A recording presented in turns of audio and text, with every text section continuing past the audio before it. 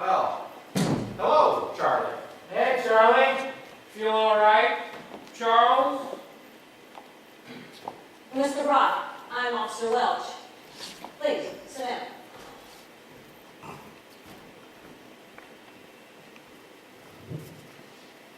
Now, Mr. Brock, tell us exactly what happened from the very beginning. What happened here tonight?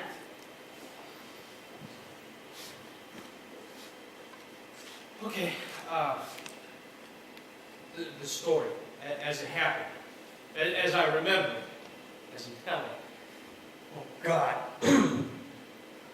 Well, here it goes. At exactly 6 o'clock tonight, I got home from work.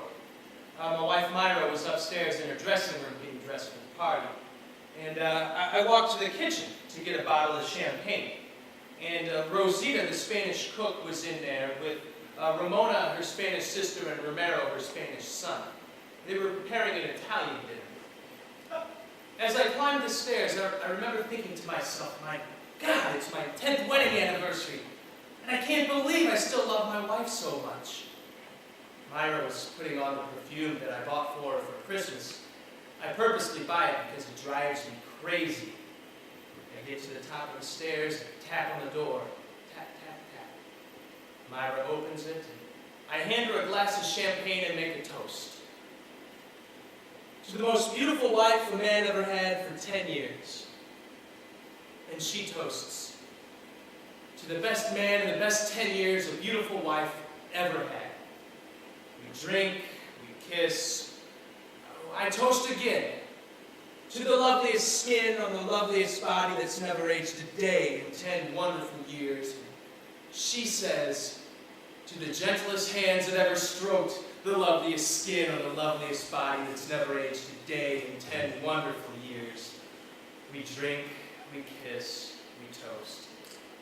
We drink, we kiss, we toast. By 7 o'clock, the bottle is finished. My wife is sloshed, and I'm completely toasted. And then I smell that perfume. That perfume I could never resist. I loved her in that moment with as much passion and ardor as the night we were first newlyweds. Now I tell you this not with embarrassment, but with pride and joy for a love that grows stronger and more lasting as each new day passes. It's now 8 o'clock, and we lay spent, naked in each other's arms, complete in our happiness, when suddenly there's a knock at the door. Knock, knock, knock. And the door opens. And this strange kid is standing there with a knife in his hands. Myra screams, "Eek!" I jump up and run for the gun in my drawers. Myra shields herself with the towel. I run back with the gun, ready to save my wife's life, and the kid says in Spanish, "Yo quito ese tablo enchilada porque es en quito menudo." But I don't speak a word of Spanish, and I never saw Rosita San Romero before, and how was I supposed to know that the knife was just to cut up the dinner salad, and he was only asking if they should heat the dinner up now. So, I aim my gun at him. Myra screams, pulls back my arm, the gun goes off, bam, and shoots me in the ear. Well, Romero runs downstairs, hysterically screaming, "Mamacita! Mamacita! Me la que pasa! Loco, bang, bang!" The crazy man took a shot at it. Well, my earlobe is bleeding all over Myra's new dress, so she runs downstairs to get a new dress and to try and stop Rosita, Ramona, and Romero from leaving, because without them, we would have no dinner, but it's too late. They leave in a huff. Myra then runs down to the basement where we keep the cedar chest. She's looking for the dress that she wore last year for Bonds for Israel, but she can't find the light switch, trips down the stairs, and passes out in the dark. I then come back downstairs looking for Myra, but I don't see her anywhere, but I do notice the basement door is open.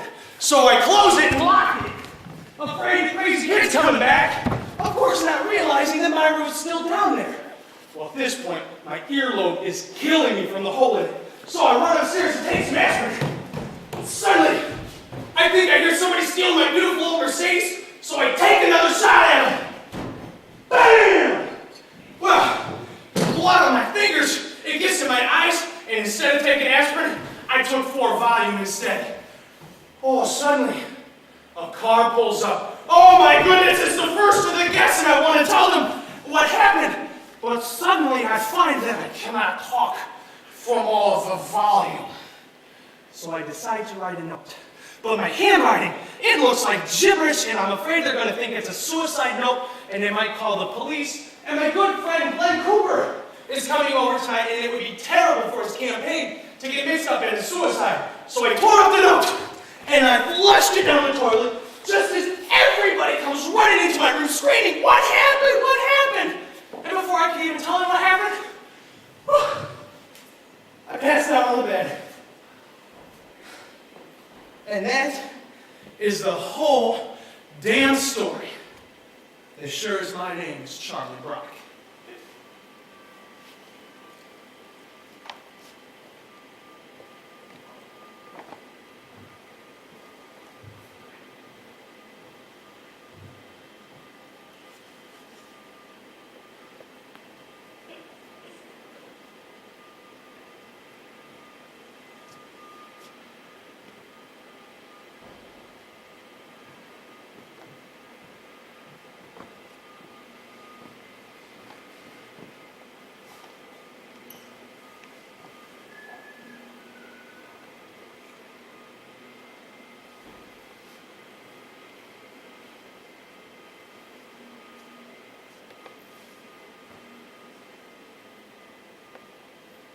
I buy it.